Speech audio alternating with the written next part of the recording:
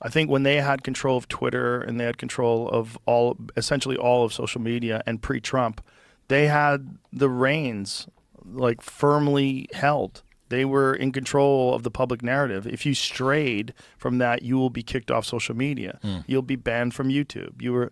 And for things that were factually correct. Like the lab leak theory is now finally being embraced by the New York Times.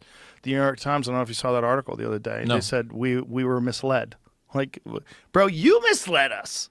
We were misled by ourselves. There was a big op-ed in the New York Times that has people up in arms because they're like, fucking duh. You're finally, do you know where it is? I could send it to you.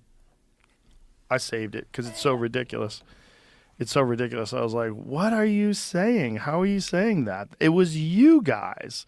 It wasn't just some random people that did that.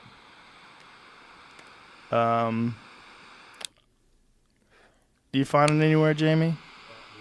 I know I saved it. Which was it called? It was the New York Times saying that we were misled. There was a big op-ed in the New York Times. I saw people spreading. I never saw the link. Yeah, I read it. I read it for like the first couple chapters, but it's all duh. That the whole thing is just fucking duh. God, where did I save it? I saved too many things. I'm a hoarder. Digital hoarder. I'm a digital hoarder. Do you know why that happens? You know why people hoard stuff?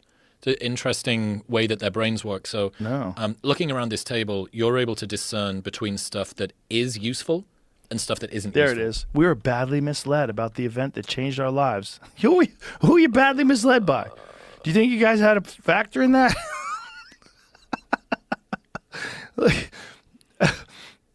Since scientists began playing around with dangerous pathogens in laboratories, the world has experienced 4 or 5 pandemics, depending on how you count. One of them, the 1977 Russian flu, almost certainly sparked by a research mishap. Some Western scientists quickly suspected the odd virus had resided in a lab freezer for a couple of decades, but they kept mostly quiet for fear of ruffling feathers. Yet in 2020, when people started speculating that a lab accident might have been the spark that started the COVID-19 pandemic, they were treated like kooks and cranks in this newspaper. Many public health officials and prominent, by the way, not by this person, I'm not blaming this person. Many public health officials and prominent scientists dismissed the idea as a conspiracy theory. I wonder why they did that. I wonder if there's an email paper trail that's already been established. There is. Insisting that a virus had emerged from animals in a seafood market in Wuhan, China.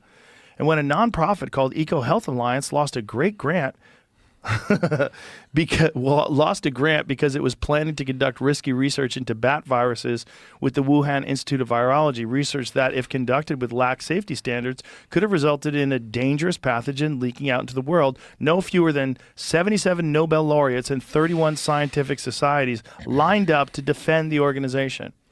Yeah, they defend themselves. I mean, it's appeal to authority, and they fucked us, and you guys were a part of it.